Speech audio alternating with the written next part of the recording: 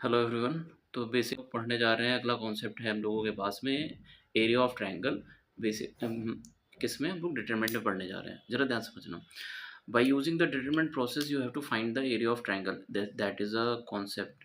Okay, तो if vertices of triangles are given x1 y1 x2 y2 and x3 y3, then area of triangle हम लोगों के पास में होता है डायरेक्ट फार्मूला 1/2।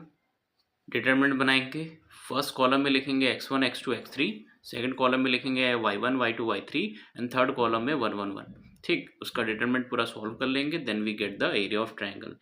तो अब मेरे पास में ये डायरेक्ट फार्मूला है, समझना, ये जो डायरेक्ट आपके सामने लिखा हुआ है that will be your formula. ठीक है, तो आप क्या कर सकते हैं, इसी कॉन्सेप्ट का पूरा यूज़ करेंगे। और एक बात सुनना बच्चों जरा ध्यान से, यहाँ से हम लोग डेल्टा से रिप्रेजेंट कर रहे हैं। बेसिकली कहने का मतलब है कि जो मेरे पास में ये वैल्यू है इसको डेल्टा से रिप्रेजेंट किया गया है। ठीक, तो we call that the area of triangle also. ठीक, अब नाउ हम लोग यहाँ पे आगे और भी बात कर रहे हैं। सपोज कर लीजिए कि अगर मेरे पास में 3 पॉइंट्स कोलिनियर हो जाएं, दैट मीन्स जैसा हम लोग कॉन्सेप्ट यूज़ करते थे कि अगर 3 पॉइंट्स अगर कोलिनियर हो गए तो दैट मीन्स हम लोग के पास में कोई ट्रायंगल तो बनेगा ही नहीं। अगर ट्रायंगल बनेगा ही नहीं तो हम लोग ऐसी सिचुएशन में क्या करेंगे, मीन्स हम लोग का एरिया जो होगा that value equals to the zero.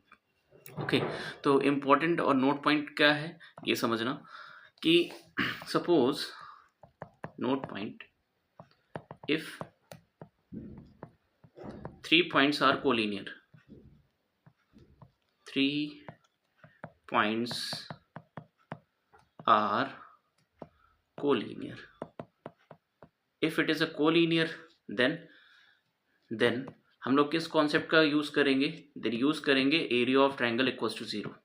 Area of triangle is equals to zero, हम लोग इसी कॉन्सेप्ट का यूज करेंगे। ओके, अगर सपोज करिए कोलिनियर का क्राइटेरिया आता है तो हम लोग इसी कॉन्सेप्ट का यूज़ करेंगे। तो ये आपके लिए इसमें कॉन्सेप्ट है। तो फिर आप लोग आगे क्वेश्चन पे बात करने जा रहे हैं, वो भी देख लीजिए क्या है।